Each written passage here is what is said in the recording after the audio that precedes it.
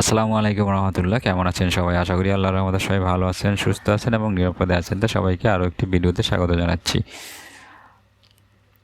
আজকের ভিডিওটা সকল নিবন্ধনধারীদের জন্যই অত্যন্ত গুরুত্বপূর্ণ, কারণ এখানে খুবই ইম্পর্টেন্ট কিছু নিউজ থাকছে আপনাদের জন্য আজকের ভিডিওতে। তো যারা ভিডিওটা প্লে করছেন সবার কাছে রিকোয়েস্ট থাকবে সম্পূর্ণ দেখবেন, আর যারা আমার চ্যানেলে নতুন প্লিজ চ্যানেলটি সাবস্ক্রাইব করে পাশে বেল আইকনে ক্লিক করে দিবেন।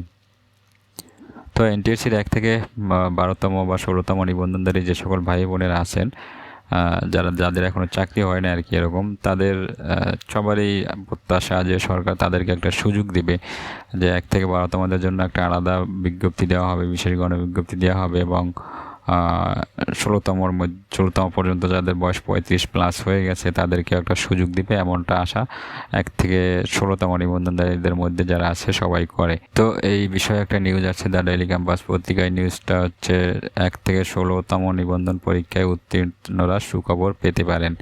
তো কী সুখবর পেতে পারেন আপনারা? এটা হচ্ছে এরকম যে এনটিএসসির মাধ্যমে শিক্ষক নিবন্ধন সনদ পাওয়া ১ থেকে ১২তম এবং ১৬তম নিবন্ধনে উত্তীর্ণ ৩৫+ নিবন্ধনধারীদের জন্য বিশেষ গণবিজ্ঞপ্তি প্রকাশ করা হতে পারে। চলতি মাসে আপিল বিভাগের রিভিউ শুনানিতে ১ থেকে ১২তম নিবন্ধনের পক্ষে রায় বহাল থাকলে এ গণবিজ্ঞপ্তি প্রকাশ করা হতে পারে বলে জানা গেছে।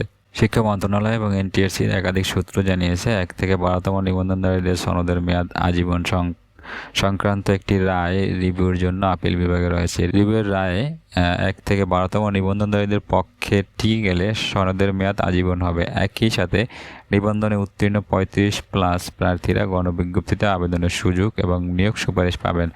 ফলে তখন বিশেষ গণবিজ্ঞপ্তি প্রকাশের মাধ্যমে তাদের নিয়োগ সুপারিশ করা হতে পারে। ওই সূত্র আরও জানায়, ১ থেকে ১২তম নিবন্ধনের রিভিউ রায়ের জন্য অপেক্ষা করছে এনটিএসসি। রিভিউ রায় পাওয়ার পর ১৬তম, ৩৫ ঊর্ধ্ব এবং ১ থেকে ১২তম নিবন্ধনধারীদের নিয়ে বিশেষ গণবিজ্ঞপ্তি প্রকাশের পরিকল্পনা করেছে সংস্থাটি। নাম অপ্রকাশিত রাখার শর্তে শিক্ষা মন্ত্রণালয়ের এক কর্মকর্তা জানান, ১ থেকে ১২তম নিবন্ধনধারীরা রিট করেছিলেন। তাদের রিটের বিষয়টি এনটিএসসি রিভিউ আবেদন করেছিল। এখন বিষয়টি রিভিউর জন্য রয়েছে। রিভিউ রায় ১ থেকে ১২তমদের পক্ষে গেলে তাদের নিয়োগ দেওয়া হবে বা দিতে হবে, কেননা তখন তাদের সনদের মেয়াদ আজীবন হয়ে যাবে। তবে রিভিউ এনটিএসসির পক্ষে আসলে তখন আর বিশেষ গণবিজ্ঞপ্তি প্রকাশ করতে পারবে না এনটিএসসি। তো মূল কথা হচ্ছে, এই যে রিভিউটার রায় আসবে এই মাসের মধ্যে, সেই রায়টা যদি আসে ১ থেকে ১২তমদের পক্ষে, তাহলে আপনাদের চাকরি হবে বিশেষ গণবিজ্ঞপ্তির মাধ্যমে। আর যদি এই রায়টা আবারও এনটিএসসির পক্ষে যায়, তাহলে দেখা যাবে আপনাদের যে চাকরি পাওয়ার স্বপ্ন সেটা আর পূরণ হবে না। তো যাই হোক সম্মানিত ভিউয়ার্স, এই ছিল হচ্ছে ১ থেকে ১২তম বা ১৬তম নিবন্ধনধারীদের জন্য বিশেষ গুরুত্বপূর্ণ আপডেট।